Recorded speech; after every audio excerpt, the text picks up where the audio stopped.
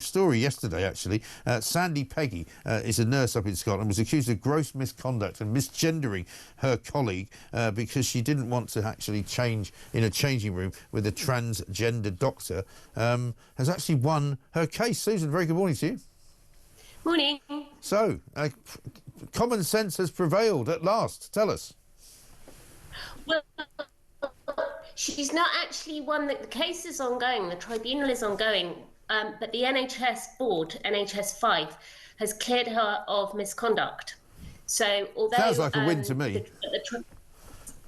It is, but obviously it's interesting that there's no settlement as yet with the tribunal case, because a lot of the case in the tribunal rested on the doctor trying to claim that she had been bullying and misgendering and been aggressive, and had what we think had made up a safety concern around a patient, and said that she'd walked out of a resuscitation, and she's been cleared of all that.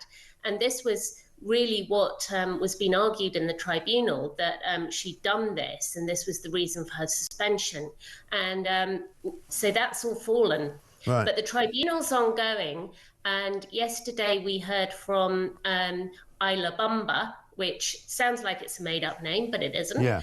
And she is the EDI lead, and she's a young woman in her 20s. She's paid a lot of money, over 50,000, and she was basically copying and pasting bad policies from other NHS boards that said anybody who say they are a woman, even if they're still a fully intact man, as this individual was, can go into the women's changing room. Yeah, I mean, this Isla Bumba person seems very confused. Apparently she told the Employment Tribunal that the definition of biological sex was far more complex than whether someone had a male or female body.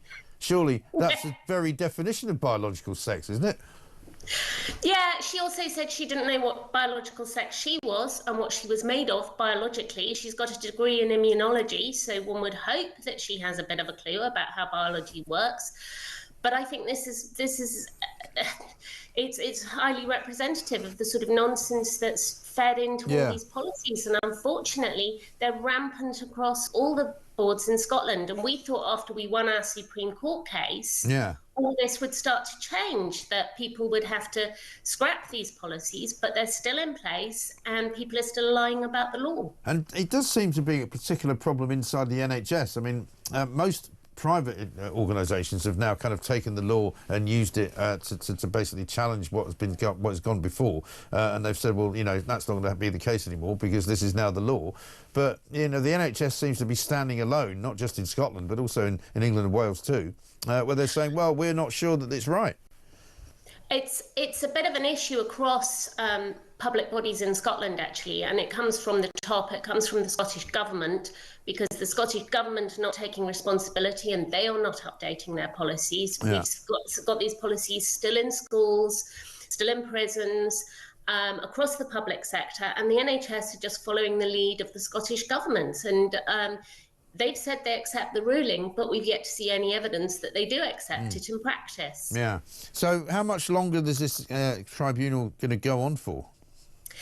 Well, it was scheduled to go on for 11 days. Yeah. So all next week as well, and into the week after, if it takes that full period of time. It may conclude earlier. But there are a lot of witnesses to get through. OK, well, we'll keep our eyes on it, but hopefully what happened yesterday is a good sign, and Sandie Peggie will, in fact, eventually have a complete victory over this complete and utter madness, absolute craziness. 0344